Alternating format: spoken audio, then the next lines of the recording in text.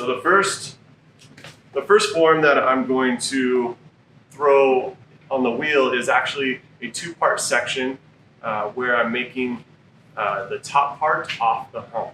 And the reason why I started developing this is at the beginning, I wasn't able to throw this form in one part and I wasn't successful. So I decided, hey, I'll throw it in two parts. And so I threw the top off the hump, and then I throw the body, and then I add the top on and seal it up, and then there we go. We got a larger, taller bottle that I'm capable of throwing, and it's the look that I'm looking for. So that is the reason why I'm teaching this in the advanced, because it is two sections, but it also is a taller and larger form that I want to show. So we're going to tap center. After I wipe the wheel head, we're going to tap center. And I'm going to use my pinky to seal up the clay to the wheel head. And then I'm going to center. And I'm centering the outside of the clay. So one thing I want to make sure you guys understand is that I'm not changing any variables in my throwing process. So even with larger amounts of clay, I'm still centering, entering, opening, pulling pretty much the same way that I am with 1 pound of clay. So don't switch variables, don't switch things the way that you sit or throw because of a different amount of weight. Keep the same process going, so you train your body to do the same thing. So what I'm doing is I'm pushing with my left palm, and then I'm going to pull with my right fingertips. And the first thing I want to do is center the outside of the clay, and now I'm going to center the inside by coning up. So I'm pushing until I see the clay start moving, and I'm pulling, and now I'm going to move up towards the top of the cone shape. And you notice I went back and got more water just because I felt my clay was sticky. So now I'm going to push off center. Come down. My elbows are tucked into my body. I'm resting on the trays. My back is straight and my chin is directly over the clay. And I'm leaning into it. And the wheel is about medium fast.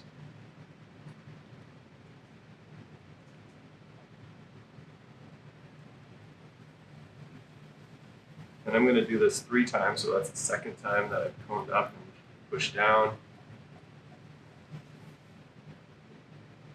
And I feel that the clay is actually moving the way that I want it. So for this last coning, I'm actually not going to put all my weight all the way down. I'm going to leave it about halfway up so that I can throw a section off the top of the clay.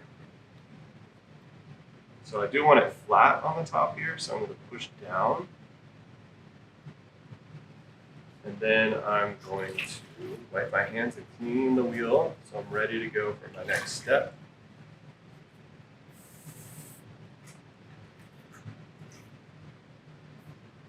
All right, I'm going to enter, and I'm not entering all the way into the clay down to the bottom. I'm just entering about 1 inch down. We're only going to throw off the hump. I don't need to go further down. All right, so I've entered in, and now I'm going to pull the clay open, waiting for the clay to respond. So there's probably about 1 pound of clay, maybe 3/4 of a pound of clay at the top here that I'm going to use for the top section of my tall bottle. And 3 inches is my opening, and about 4.5 inches wide. For this demo, I really recommend having a ruler around. Actually, you need to have a ruler so that you can measure the 2 sections that you're going to be putting together. All right, so I'm going to throw or pull this donut section into a volcano shape. And so I'm pinching and pulling upward.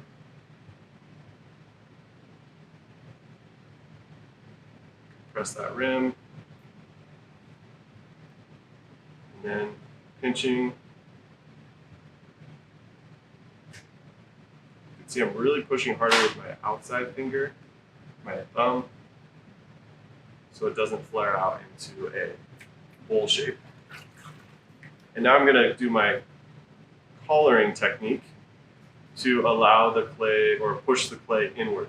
And I do 6 points. So my 2 index fingers, my middle fingers, and my thumb are all touching the clay. And I'm waiting for that clay to respond, and I'm closing in for my neck. And what I'm looking for is about the width of my index finger. That will be for a cork that will go into the top of this bottle. But for this demo, really, I'm making a bottle. You could make really any form and finish it any way at the top. So yours doesn't have to be a bottle. I noticed that I probably want this a little bit wider, so I'm aiming for about 4.5. So I'm going to go back in there with my finger and push the clay wider. And then I'm going to gradually transition into the neck here.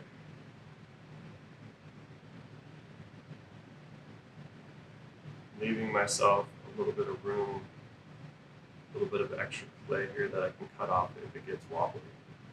But that's about right, right there. Now I'm going to go in with my finishing rib and compress the walls.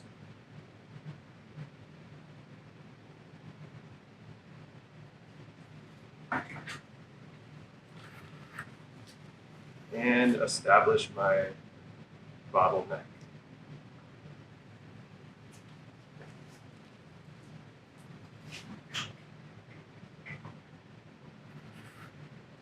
And the form and the neck is really based off of whiskey jugs or whiskey bottles. And that is something I talked about in the beginning and intermediate, is finding your style. And I'm looking toward things that are kind of tried and true, forms that have been in existence for a long time that I can just replicate or copy. And when you're copying something that's kind of this standard shape, you do have a little bit of freedom to kind of alter parts of it, but really you're kind of setting the groundwork, or you're creating a blank canvas then to show your style off through glaze, through texture, through underglaze decoration.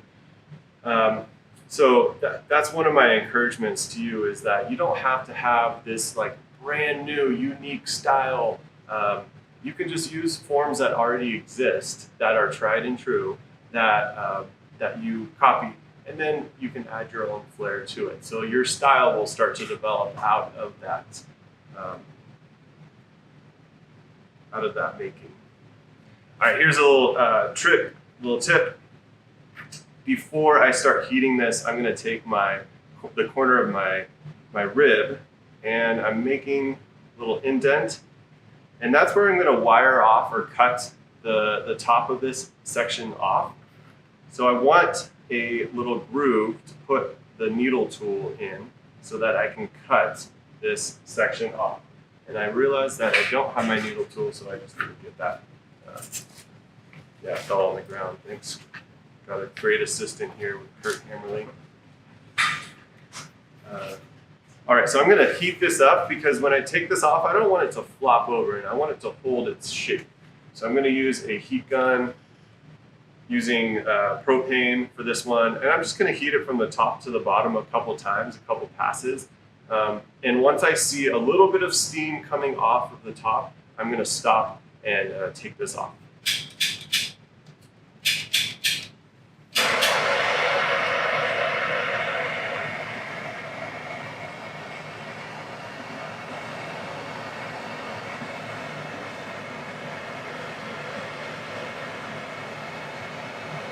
Also, if you see your edges getting white, that's a good sign that it's ready to take off or turn off the heat. And that is it right there. I see a little steam coming off, and I see the edges turning white, which means that it's going bone dry.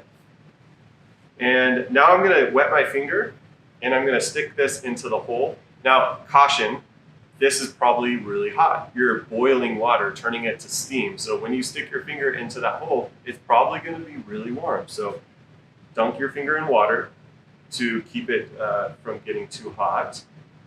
And then also it helps lubricate, so when it's spinning and you're cutting it off, you can hold, so the clay kind of spins around.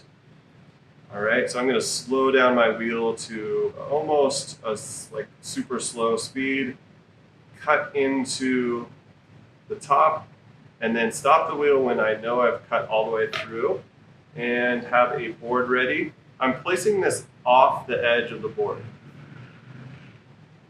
I'm doing this because I don't want it to stick onto the board and create a suction cup, or like it seals all the way around. So now when I pick this up, I can peel it up off that edge that I'm letting it overhang. And you notice when I picked it up, it didn't flop over because it has enough stiffness and dryness in the clay where it's holding its shape. If you don't have a heat gun, can you just let it dry a little bit? Yes. You can definitely let it dry. You could use a hair dryer. You could just sit and talk at it because you know your breath is hot.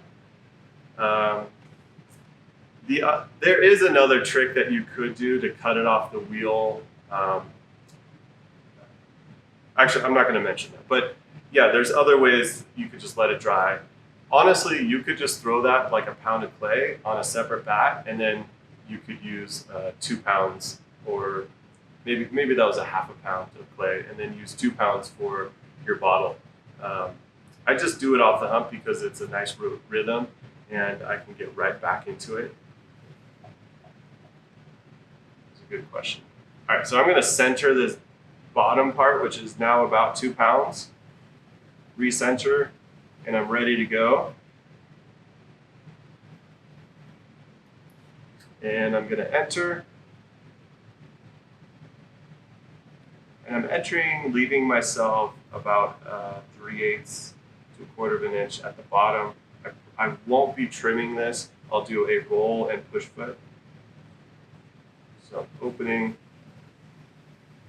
3 inches wide.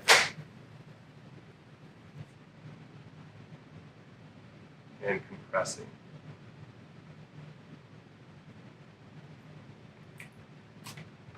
All right, so yesterday I taught another way to bring clay up at the beginning using a different technique. So I'm pushing with my left palm, so that doesn't change. The only thing that changes is my right hand now becomes my pinching hand, and I'm gonna pinch the clay together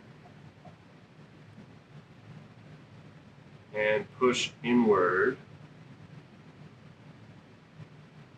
so that I can create a volcano shape and also raise the walls up. It's almost like my first pull, but we won't call it our first pull, all right? The next first pull is going to happen, but I'm gonna set myself up to gather clay here by using my pinkies and gathering the clay underneath ahead of time so that when I go to my pulling, I'm ready to go right away. So I'm going to add enough water. I'm going to pinch. My thumb is below my middle finger on the inside. And again, if you can't reach with one hand, just slide your other hand off the clay or off your thumb, and then start using your right hand as a guide. But I can reach, so I'm going to do that.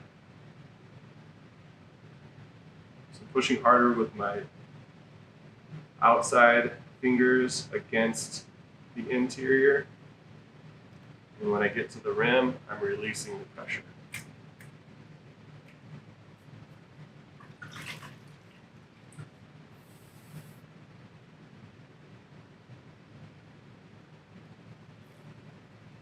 Add some water back on the surface. Now I definitely can't reach with my thumb. I want to set myself up for the next pull. So that was first pull, this is my second pull.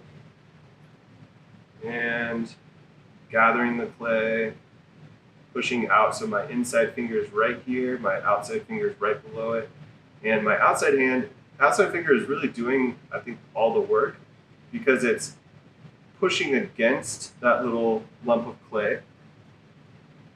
it's bringing it up and also in. If your hands get dry at any point, just stop where you're at and then add water. When I get to the rim, ease off the pressure but continue pulling. All right, I'm gonna compress that rim with my webbed technique. So that's by putting the rim of the clay in between my index finger and my middle finger of my left hand, making sure there's enough water on it. And I'm gently pushing down against the webbing here.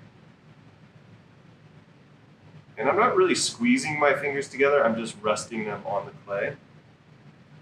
And that really sets the rim and gives us a strong rim to work with.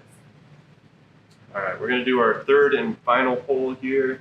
If it does take you longer, more pulls, that's fine, but I would say that 3 pulls is probably enough.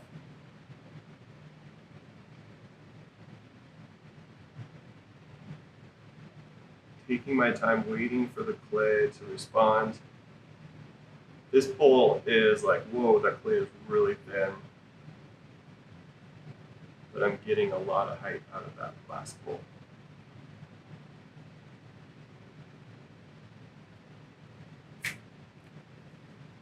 So that was 2 pounds of clay, and I'm at almost 8 inches in height. All right, the next thing I'm going to do is rib the bottom, and I like removing clay at the bottom as I go, so that when I'm finished with my piece, I almost see the actual finished profile of what I'm making.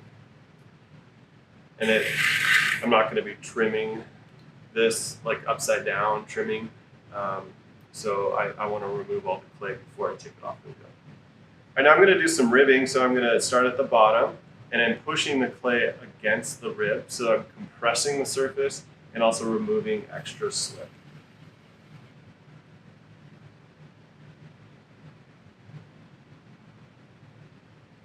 Notice my left elbow is almost straight up in the air, allowing my whole hand to get inside.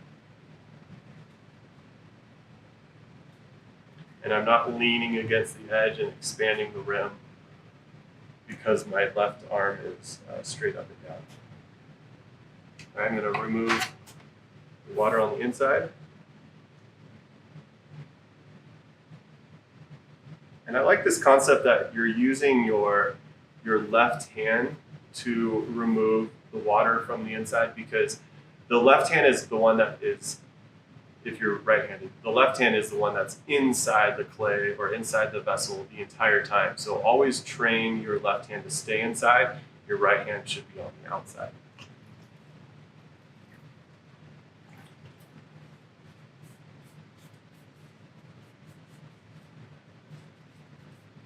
All right, clean as I go, so I'm ready to go to take this off the wheel and also work with it later.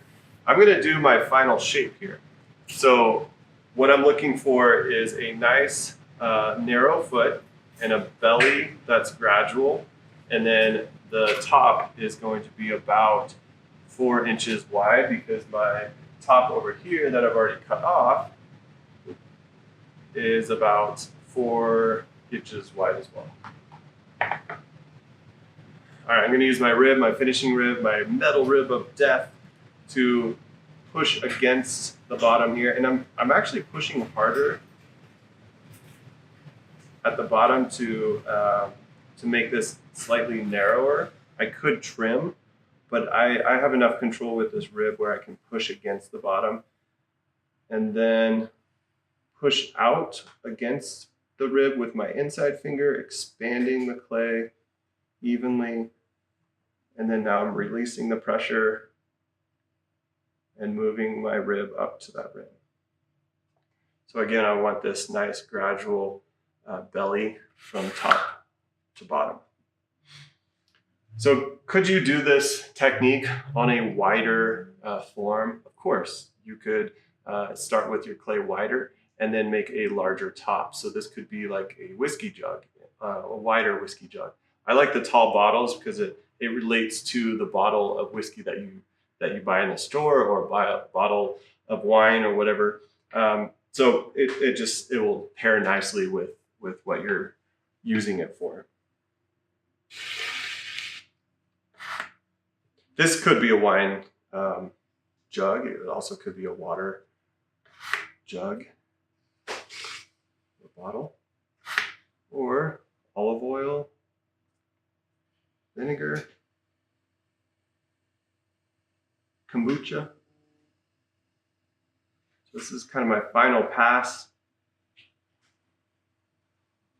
And the rim and the foot should relate. They should be about the same width. And I'm gonna just double check that my top is gonna fit.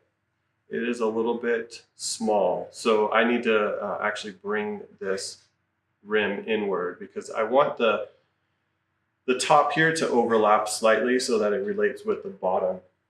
And I'm gonna do that just by wetting the top here and collaring in the rim.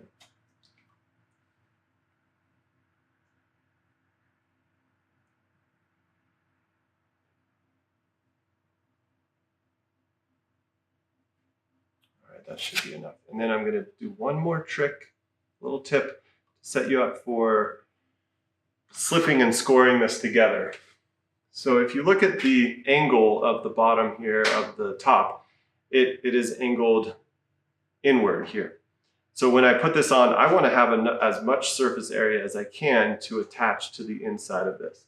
So what I'm going to do is you can either trim it or you could just use a rib tool to compress that rim at the angle that the top is. So now I have enough surface area and the right angle for this to attach, and you can see if I just place that on there, it has a nice overhang and it relates to the bottom of my foot. And because this is getting toward the leather hard stage, I want to get my bottle to the leather hard stage, so I'm going to heat gun that. I'm going to use a larger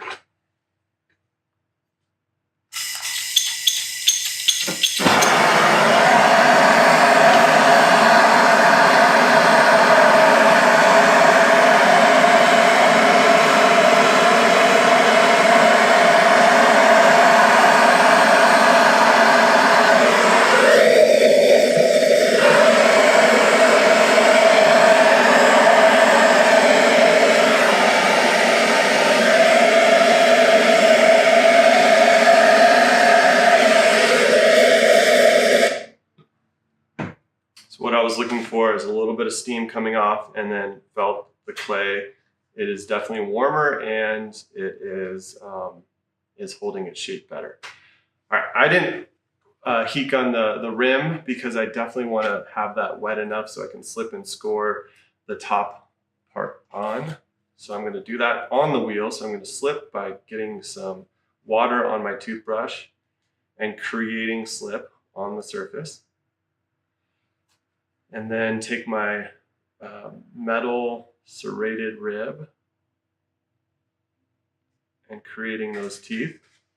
And then I'm going to do the same thing on the inside here.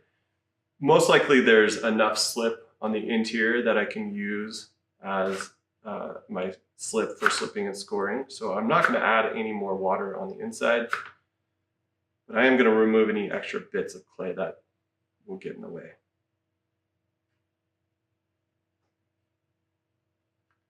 All right, so I'm slipping and scoring both sections, and I'm going to place them together, and I get to use one of my favorite tools in the pottery studio, which is my my pony roller, which I don't have handy. Oh gosh, Kurt's really working his butt off here. All right, so this pony roller is nice because it has a flat side to roll out a slab. Also, it has this rounded side here, so that when I place this onto the bottom, I can use this to push and compress, and it rolls with it.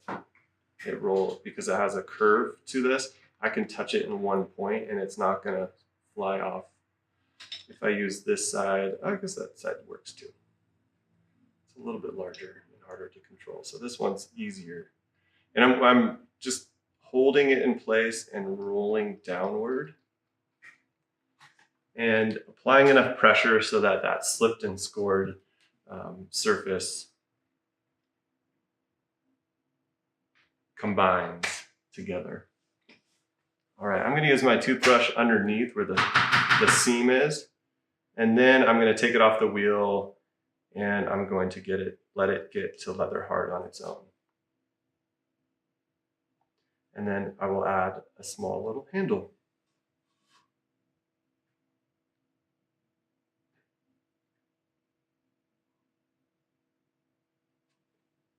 So like I said before, I wasn't able to throw this tall and get this form at the top easily. So what I did is I just made it into 2 sections. So now I have a 10-inch cylinder or a 10-inch form that I was able to make using 2 sections.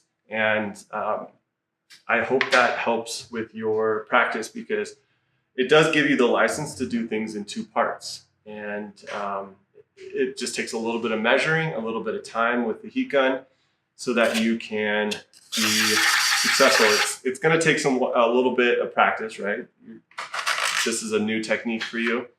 You might not get it down the first time, but that's why you got the recording so you can go back and watch it. Maybe you missed a step or something. So I'm going to do a little bit of wet trimming to remove some clay at the bottom. I like a kind of a narrower foot. And then I'm leaving some clay at the bottom so that when I roll the foot, it has a place for glaze to get caught, or it also relates to this overhang at the top, like I already mentioned. That is a nice tall bottle. What do you think, Curt? I think it's beautiful. Yeah, it's a good form. I like that shape, the balance. It's nice. I know we talked about working in thirds. This is really breaking it up into fourths. So It's more of a general guideline, and you can start skewing from it as you advance. Exactly. So that thirds or fourths. So I'm using that as a guideline and then changing it up as I go. All right, so there's my tall bottle. And now we're going to be getting into throwing with 7 pounds of clay and making 2 large sections and putting them together. So any questions? You